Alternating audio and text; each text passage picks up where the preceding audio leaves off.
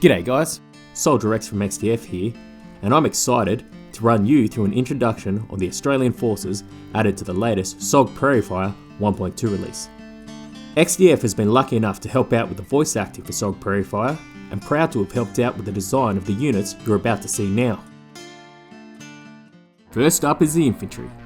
Australian Army infantry battalions operated in Vietnam from 1965 to 1971 and were bolstered with units from the New Zealand Army.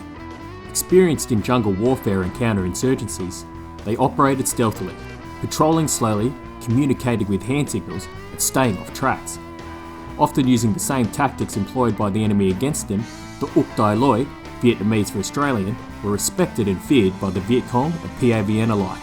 Kitted out in Australian jungle green cotton utilities, otherwise known simply as greens, the Australians were distinguishable for the use of floppy bush hats in lieu of helmets, or as the diggers referred to them, giggle hats.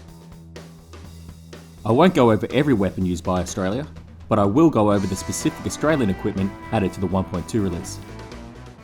First up is the F1 submachine gun. The F1 was an Australian submachine gun designed to replace the Owen gun, and like the Owen gun, the F1 featured a distinctive top-loaded magazine firing a 9mm round. While it was used in the early stages of the Vietnam War, it was largely phased out by the M16. Next we have the L1A1 self-loading rifle, or SLR. A 7.62 semi-automatic rifle, the SLR came standard with a 20-round magazine.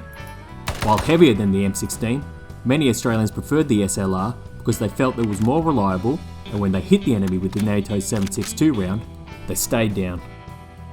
And here we have the L2A1, a heavy barreled version of the L1A1. It came with an attached bipod. Fitted with a 30-round magazine, it was capable of fully automatic fire. It saw limited use as a section automatic weapon, with a more capable belt-fed M60 being more widely used at the section level. Now on to the Special Air Service. The Australian SAS operated in Vietnam from 1966 to 1971 with an attached troop of New Zealand SAS. Referred to as Ma Rung, or Phantoms of the Jungle by the Viet Cong, the SAS were masters of stealth. SAS troops would primarily use camouflage uniforms they could source from their US counterparts, with the majority of troops using Lowland's ERDL pattern with a spattering of tiger stripe in between. Typically operating in 4 to 6 man teams, they conducted medium to long range recon, ambush and harassment missions, usually well beyond the support of regular forces. Gunship support could be more than 30 minutes away.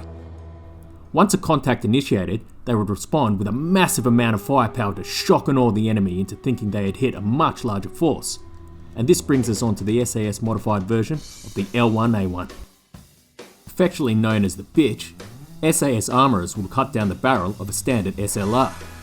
With a much louder firing report, this helped give the SAS the impression of a much larger force. Armourers would also fire down the selector switches on the SLR, converting them to a fully automatic weapon. Combined with the occasional L2A1 30-round magazine, these modifications added a lot of extra firing capacity to a small patrol. This modified SLR could be taken up a notch with my personal favourite variation, the cut-down SLR with the addition of an XM148. The XM148 was an experimental 40mm grenade launcher intended to replace the M79. This launcher could be added underneath the barrel of a rifle. Additionally, we can see here the early XM148 added to the M16, another popular choice with SAS patrols in the Vietnam War. This brings us on to the M203. Conceptually similar to the XM148, this refined variant saw itself in the hands of the SAS and Australian Infantry in the later stages of the Vietnam War. Moving on to vehicles. And when you're really in the shit, you can now call on a Bushranger to come in and rain hell from the sky. The first Australian gunship, named after the famous Australian bushranger Ned Kelly, was built with weapons and parts from US wrecking yards. With proper Australian ingenuity, they bartered the parts in exchange for slouch hats and beer. Equipped with 14 M158 rockets, 2 XM21 forward-mounted miniguns, and 2 door gunners, each with twin-mounted M60s, the Bushranger packed a hell of a punch.